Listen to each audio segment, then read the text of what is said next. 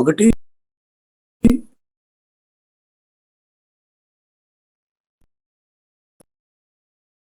Positivity, విరిగి నలిగిన హృదయం. చెప్పాలంటే రాతి గుండెను తీసివేసి మీకు మాంసపు గుండెని ఇస్తానని దేవుడు వాగ్దానం చేశాడు కదా హెచ్కేఎల్ గ్రంథంలో. అట్లాంటి హృదయం మనకు కావాలి. ఈ 40 దినాలు మనకి ఆ హృదయం ద్వారా వచ్చే దీవెనలు జీవితాంతం మనకి ఇవి మేలు చేస్తాయి.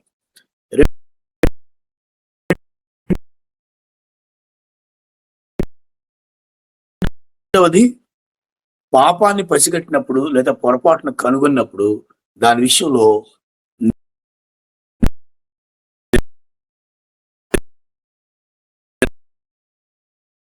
నిర్లక్ష్యంగా ఉండకుండా పశ్చాత్తాపడి దాన్ని ఒప్పుకోవడం, దాన్ని విడిచిపెట్టడం, ఇది కూడా జరగాలి. ఇది మన గమ్యాన్ని మార్చేస్తుంది. ఇది మన జీవితం యొక్క ఉన్నత శిఖరాల్లోనికి మనల్ని నడిపిస్తుంది. మూడవది,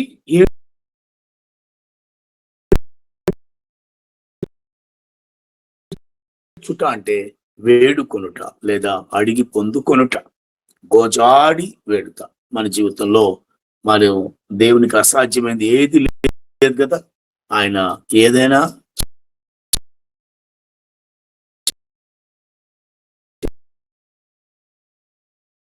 చేయగలడు. కనుక యెహోవా నేను సర్వశరీరులకు వాక్య భాగం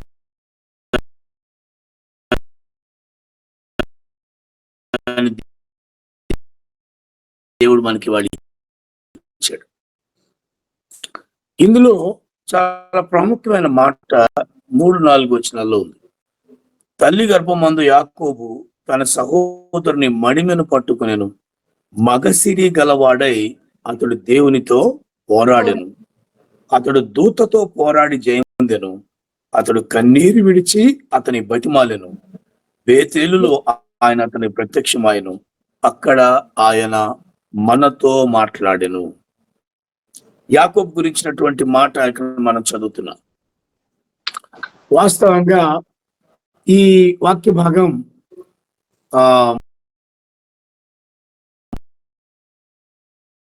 దేవుని మీద ఆధారపడకుండా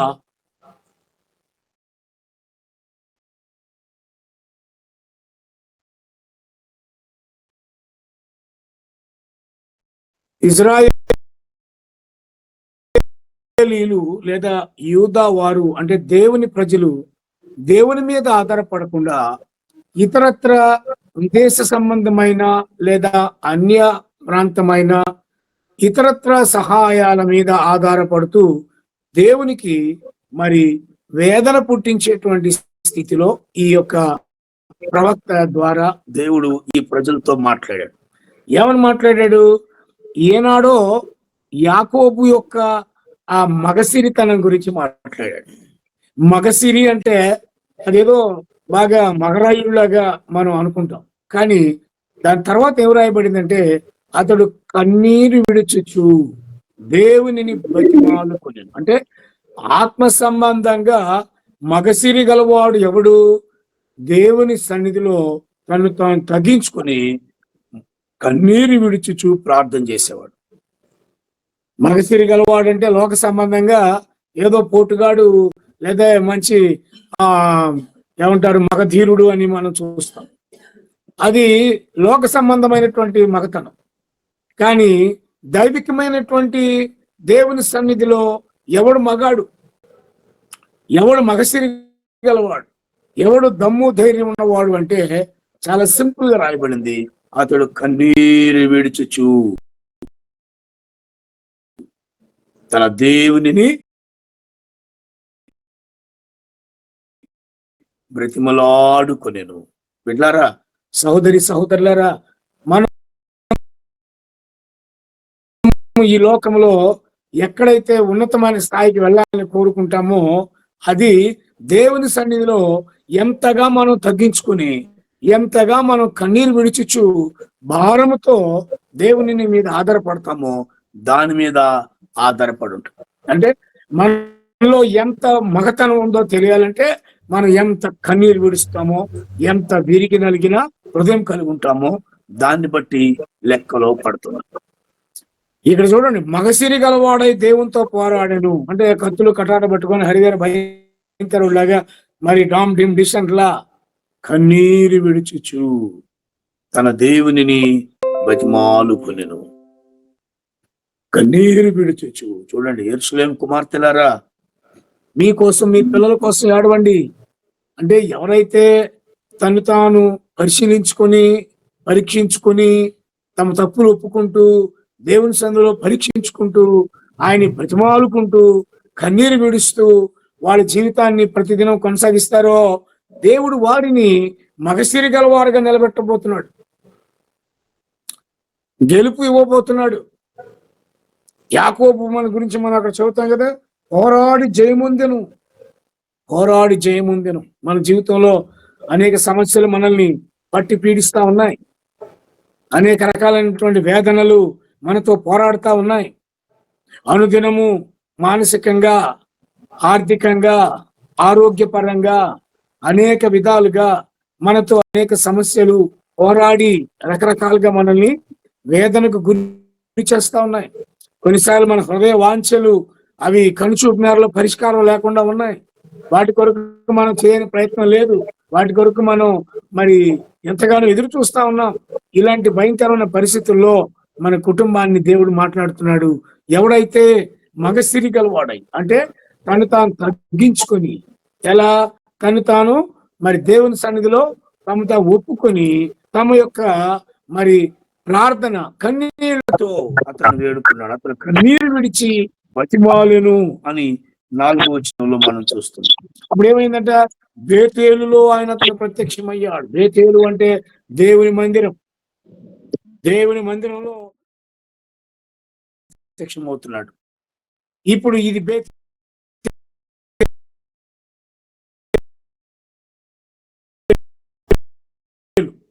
ఇదే దేవుని మందిరం.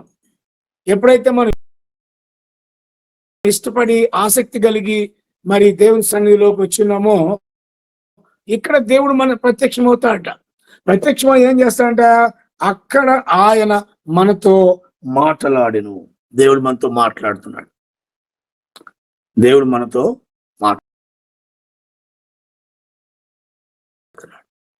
చూడండి, ఎప్పుడైతే తను తాను తగ్గించుకొని కన్నీరు విడిచి బ్రతులాడాడో బేతేలులో అనగా దేవుని సన్నిధిలో దేవుడు ప్రత్యక్షమై దేవుడు మనతో మాట్లాడుతున్నాడు. ఏమని మాట్లాడుతున్నాడు అంటే ఇక్కడ మనం చూస్తే 5వ వచనంలో అంటాడు, యెహోవాని సైన్యములకు అధిపతికి యెహోవాని ఆయనకు జ్ఞాపకార్థ నామం. దేవుడు అన్నాడు, రిమైండ్ యూ, రిమెంబర్, నా పేరు మర్చిపోయావా, నా పేరు గుర్తుపెట్టుకోలేదా, ఎందుకు ఇతర పద్ధతుల మీద ఆధారపడుతున్నావు, ఎందుకు నేనుండగా నీవు అనేకమైనటువంటి వ్యర్థ ప్రయత్నాలు చేస్తున్నావు. ఇంకా చూస్తే ఇతని యొక్క పొరపాటు ఏంటో మనం చూస్తున్నాం. ఇది మనం అన్వయించుకోవాలి, నన్ను నేను చూసుకోవాలి. ఈ వాక్యంలో ఇక్కడ ఏమంటున్నాడు, 12వ అధ్యాయం 1వ వచనంలో, ఎఫ్రాయిము గాలిని మేయిచున్నాడంట. గాలిని మనం మేయగలమా అంటే ఏదో వ్యర్థమైన ప్రయత్నాలు చేస్తున్నాడు, దేవుని మీద ఆధారపడకుండా ఇతరత్రా వాటి వైపు ఆకర్షితులవుతున్నాడు. అది తప్పు అంటున్నాడు ఆయన. ఇంకా చూస్తే దానివల్ల ఏమవుతుంది, మానక దినమెల్లా అబద్ధం ఆడుతున్నావు. ఏమండి, నోరు తెరిస్తే అబద్ధాలు ఆడుతున్నావు. ఎందుకని? నువ్వు చేసే ప్రయత్నం నిన్ను అలా అబద్ధాలు ఆడిస్తుంది. మనం ఎవరి మీద ఆధారపడ్డామో అది మనల్ని పల్చన చేసేస్తుంది, మన భక్తి జీవితాన్ని భక్తిహీనత వైపు నెట్టేస్తాం. మనకున్నటువంటి ఆ ఏకాగ్రతను, ఆ కాన్సన్ట్రేషన్ లేదంటే ఆ గురిని తప్పేటట్టుగా ఈ ఇతర ప్రయత్నాలు మనల్ని పాడు చేస్తున్నాయి. ఇది నేను చాలా అనుభవంతో నేర్చుకుంటున్నాను. నిజంగా ప్రియులారా, మీకు చెప్పడానికి ఒక్కొక్కసారి నేను యోగ్యునా అనిపిస్తుంది. ఎందుకంటే నేను కూడా చాలా సార్లు శోధించబడి, సర్వశక్తుడైన దేవుడు సైన్యములకు అధిపతిగా యెహోవా ఆయన పేరు అనే అది మర్చిపోయి బలహీన పడిపోయి లోకానుసారమైనటువంటి పద్ధతుల్లో ఈ శ్రమలోంచి బయటపడే మార్గాలు ఏమైనా ఉంటాయేమో, అది వెంటనే ఏం చేస్తుంది, ఇంత గొప్ప బతుకుతున్నటువంటి మన జీవితాన్ని శాసించి మనల్ని అబద్ధాలు ఆడేటట్టుగా, మరి లంచగొండిలుగా, లేదంటే లోక సంబంధమైనటువంటి ఒక ఆ స్థిరత్వం లేనటువంటి వ్యక్తుల్లో కలిపేస్తావు. అప్పుడు ఏమైందట, దేవుడు మాట్లాడుతున్నాడు చూడండి. అతనితో మాట్లాడాడు దేవుడు. నా పేరు మర్చిపోయావా? నేను అసాధ్యమైంది ఏది లేదన్న విషయం మర్చిపోయావా? ఎందుకు మర్చిపోయావు తెలుసా? అనుదిన ప్రార్థన తగ్గిపోయింది, లేదంటే దేవుని మీద ఆధారపడడం తగ్గిపోయినందువల్ల నా వైపు చూడడం మానేశావు, లేదంటే నేనేంటో మర్చిపోయావు అని దేవుడు మనల్ని హెచ్చరిస్తా ఉన్నాడు. నేను ఈ వాక్యాన్ని చాలాసార్లు ధ్యానించుకున్నాను. మగసిరి అనే ఒక టాపిక్ పెట్టుకున్నాను నేను నా యొక్క ప్రసంగాల పుస్తకంలో. ఎవరెవరు ఏడ్చారో కూడా నేను దాని గురించినటువంటి వివరాలు సేకరించుకొని పెట్టుకున్నాను. కానీ ఇప్పుడు దేవుడు మనతో మాట్లాడడం లేదు. ఇక్కడ జరిగిన సంగతిని దేవుడు మనతో మాట్లాడుతాడు. చూడండి, దేవుడు వ్యాజ్యం పెట్టుకున్నా అంట. ఇంకేమైనా ఉందా?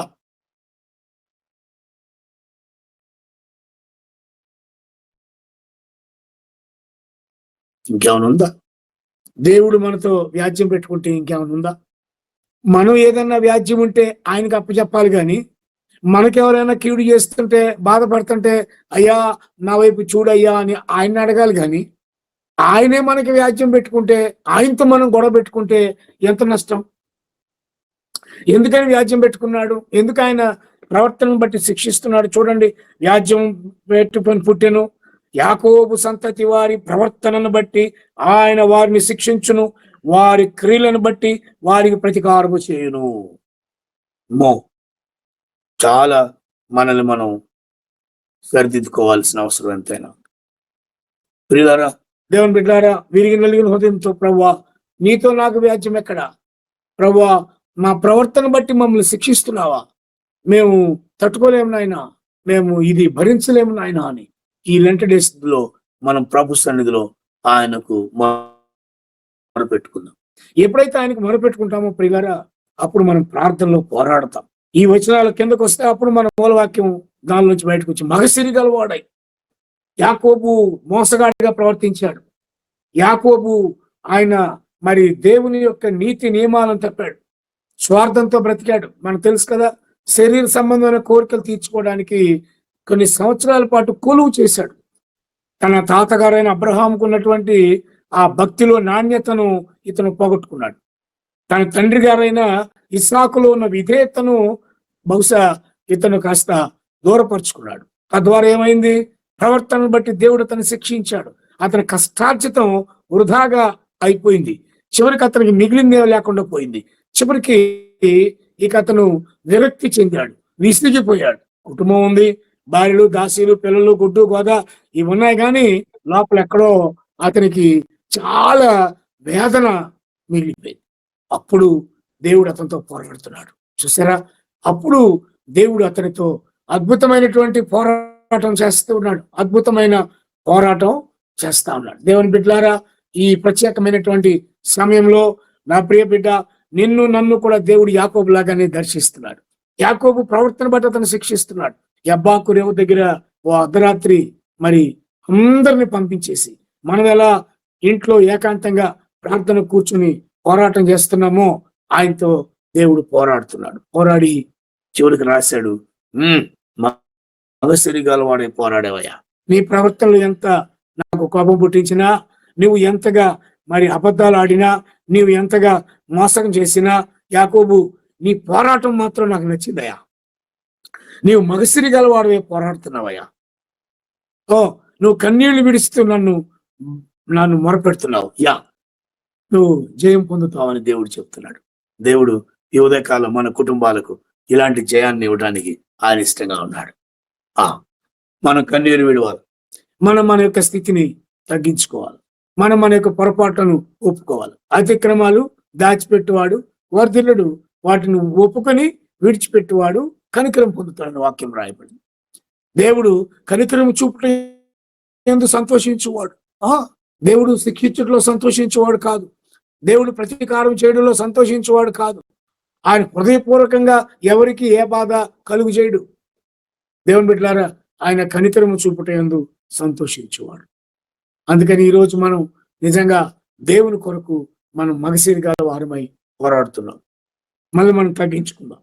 మనల్ని మనం మరి దేవుని సన్నిధిలో మరి విరిగి నలిగిన హృదయంతో, ప్రభువా ఏంటి నాయన, నా భవిష్యత్తు ఏంటి ప్రభువా, నేను రేపేంటి నాయన, నేను ఎలా దీనిని జయించగలను ప్రభువా అని అందరూ హృదయపూర్వకంగా ఈ లెంట్ డేస్ ద్వారా మనల్ని మనం పరిశీలించుకుంటూ పరీక్షించుకుంటూ ప్రార్థన చేయడం అనేది ఎంత శ్రేష్టమైనటువంటి గుడి. చూడండి, అప్పుడు చివరిగా ఆయన మాట్లాడుతున్నాడు. ఏమన్నాడండి? 4వ వచనం చివర, అతడు దోతితో పోరాడి జయముందెను, అతడు కన్నీరు విడిచి దేవుని బతిమాలెను. బేతేలులో ఆయన ప్రత్యక్షమాయను. అక్కడ ఆయన మనతో మాట్లాడాడు. ఇప్పుడు దేవుడు మనతో మాట్లాడుతున్నాడు.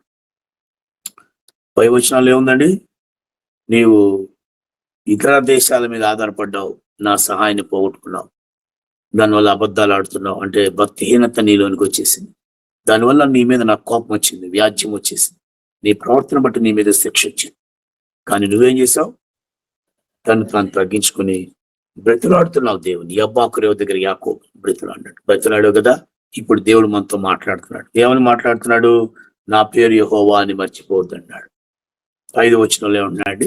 నా పేరు యెహోవా అంటే నేను సర్వ శరీరులకు దేవుడను, నాకు అసాధ్యమైనది ఏదైనా ఉన్నదా? ఈ విషయాన్ని మర్చిపోవద్దు.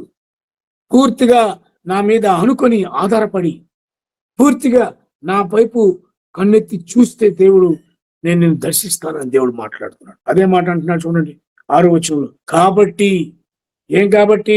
నా పేరు యెహోవా కాబట్టి, నాకు అసాధ్యమైనది ఏది లేదు కాబట్టి, నేను ఏదైనా చేయగలను కాబట్టి అని నువ్వు నమ్మితే, కాబట్టి నీవు నీ దేవుని తట్టు తిరగవలెను. ఈ లెంట్ డేస్ ద్వారా మనము, మన పిల్లలు, మనము, మన కుటుంబాలు, నీవు నీ దేవుని తట్టు తిరగవలెను. ఈ ఉదయకాలం చేయబడుతున్నటువంటి ఈ విజ్ఞాపన ప్రార్థనలు ఈ 47 రోజులతో ముగించడం అనేది లేదు.